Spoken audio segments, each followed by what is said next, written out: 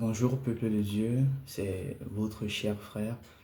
Je viens ce matin pour faire un court témoignage concernant la vision de la vie restaurée du serviteur prophète Eli Yogon, qui m'a beaucoup marqué parce que moi j'ai reçu le Seigneur Jésus-Christ en 2021 et après avoir reçu le Seigneur, j'ai commencé à manifester une certaine joie.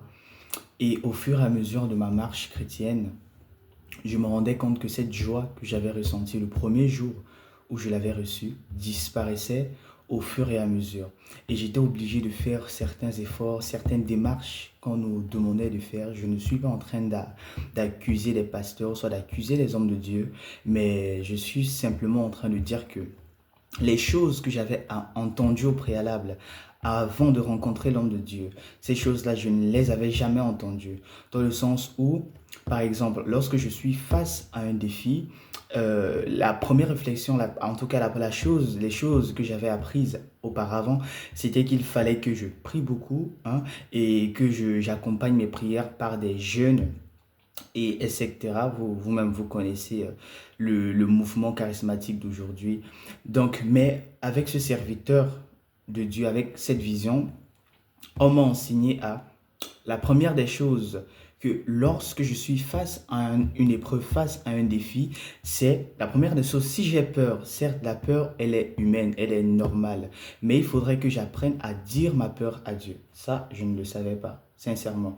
Il fallait que j'apprenne à dire ma peur à Dieu, à me confier à Dieu, lui dire ce que je vis, et ensuite lui dire, Seigneur, face à ça, comme moi, je ne peux pas, et que tu as établi une seule personne, Christ, pour moi, alors moi, je me décharge sur toi et je te fais confiance.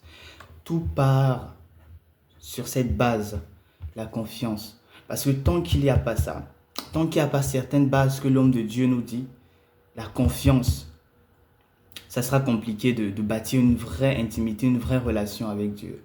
Donc toutes ces choses, Dieu a commencé à me restaurer, à restaurer certaines pensées que j'avais vis-à-vis des autres. Dieu a commencé à restaurer ma vie. Dieu a commencé à me faire passer par des moments franchement de puissance là où il recadrait ma mentalité, il recadrait ma manière de penser. Donc franchement, cette vision, elle est tellement réelle parce qu'elle m'a beaucoup apporté. Franchement, elle m'a beaucoup apporté et elle m'apporte encore chaque jour. Chaque jour, je découvre de nouvelles choses. Et chaque jour, j'apprends de plus en plus comment marcher avec Dieu, comment se confier à Dieu, les bases, les choses basiques, pas les puissantes révélations qui nous égarent en fait. Parce que pour une révélation, il faut un certain niveau de maturité pour comprendre une révélation.